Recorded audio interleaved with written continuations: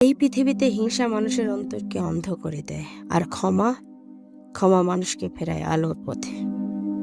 আজ আমি শোনাবো এমন এক নারীর কথা, যার হৃদয়ে ছিল ঘৃণার আগুন, কিন্তু মহানবীর দয়া সে আগুন নিভিয়ে দিল চিরতরে। ঘটনাটা সেই উহুদের যুদ্ধের। হজরত হামজা রাদিয়াল্লাহু তাআলা, নবীজির প্রিয় চাচা, ইসলামের সিংহ, যাকে শহীদ করা হয় নির্মমভাবে। যিনি তাকে হত্যা করেছিল তার নাম ছিল ওয়াহাশী, আর যার অনুরোধে এই হত্যাকাণ্ড ঘটে সে ছিল হিন্দা, আবু সুফিয়ানের স্ত্রী।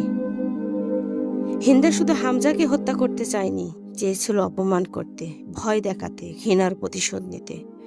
তিনি হামজার বুক চিরে কলিজা বের করে ফেলেন, দাঁত দিয়ে কামড় দেন। এমন নিষ্ঠুরতা মানব ইতিহাসেও বিরল। কিন্তু রাসূলুল্লাহ সাল্লাল্লাহু আলাইহি সাল্লাম প্রতিশোধ নেননি। তিনি কাঁদলেন, দোয়া করলেন, কিন্তু কাউকে বদলা নিতে বলেননি। তার হৃদয়ে হিংসার জায়গা ছিল না। তিনি ছিলেন এক মহামানব, যার জীবনে ক্ষমার শক্তিই ছিল সবচেয়ে বড় অস্ত্র। বছর কেটে যায়, মক্কা বিজয়ের দিন। রাসূলুল্লাহ সাল্লাল্লাহু আলাইহি সাল্লাম প্রবেশ করেন বিজয়ের মহিমায়, কিন্তু তার মুখে বিজয়ের অহংকার নয়, থাকে শান্তির ঘোষণা। আজ কেউ কাউকে প্রতিশোধ নেবে না, তোমরা সবাই মুক্ত। হিন্দা থমকে যায়। সে জানে সে কি করেছিল। সে ভাবে আজ নিশ্চয়ই তার শেষ, কিন্তু না, রাসূলুল্লাহ সাল্লাল্লাহু আলাইহি সাল্লাম তাকেও ক্ষমা করে দেন। এই ক্ষমার শক্তি, এই ভালোবাসা এতটাই গভীর ছিল যে হিন্দার হৃদয় গলে যায়।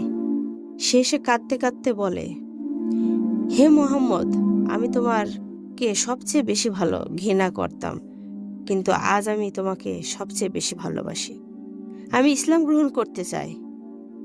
এই ছিল ইসলাম, এই ছিল সেই মহানবী, যিনি হিংসা ঘৃণায় বদলে ভালোবাসা দিয়ে জয় করেছিলেন হৃদয়। বন্ধুরা, হিংসা মানুষকে ছোট করে দেয়, আর ক্ষমা মানুষকে মহান করে তোলে। আজকের সমাজে আমরা যদি ক্ষমাকে বেছে নিতে পারি, তাহলে গড়তে পারি ভালোবাসার এক নতুন পৃথিবী।